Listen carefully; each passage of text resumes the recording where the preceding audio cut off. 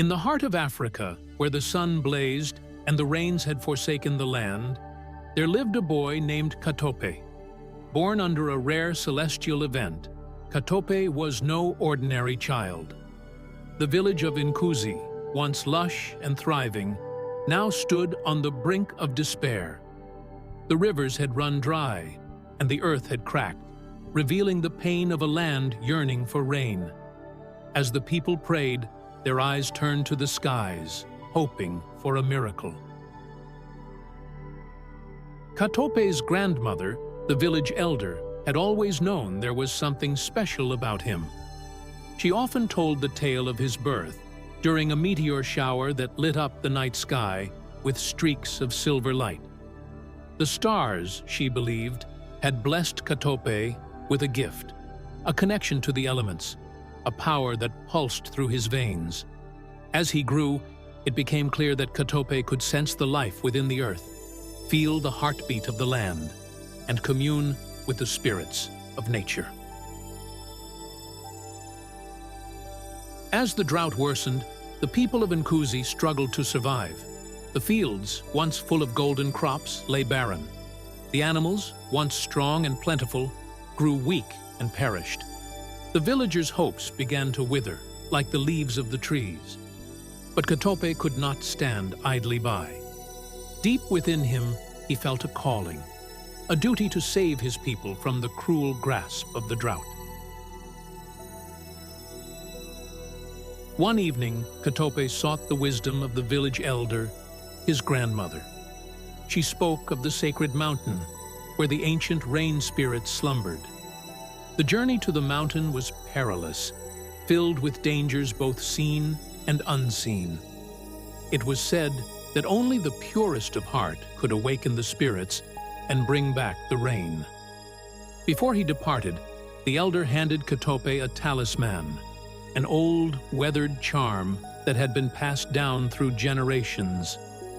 "This will protect you," she whispered, her voice trembling with both fear and hope.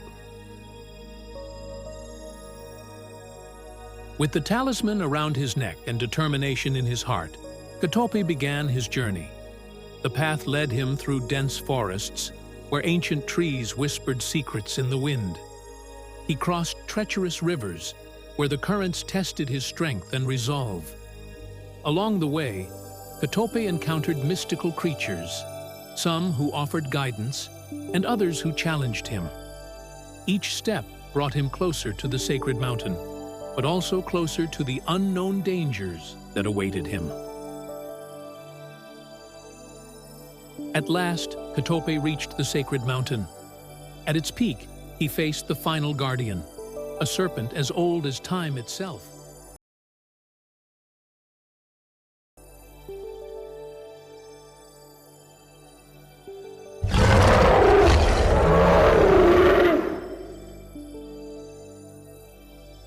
With his heart pure and his will unbroken, stood his ground. He spoke to the serpent, not with words, but with the essence of his being, showing the creature his selfless desire to save his people.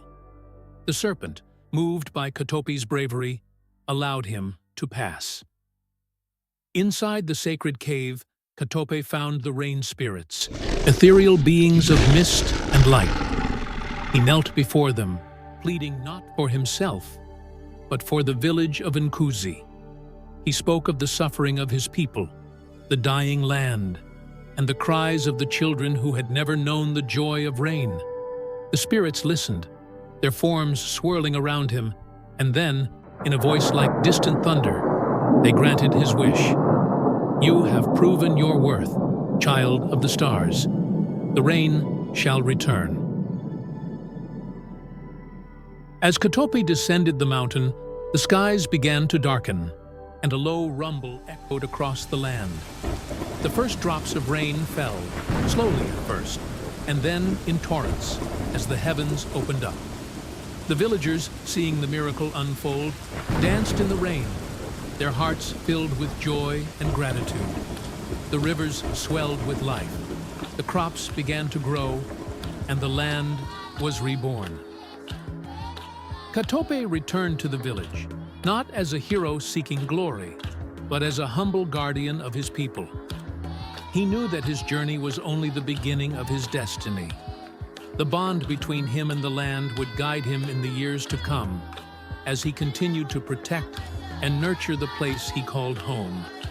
And so, the tale of Katope, the boy who brought back the rain, would be told for generations, a story of courage, sacrifice, and the unbreakable connection between a boy and his land.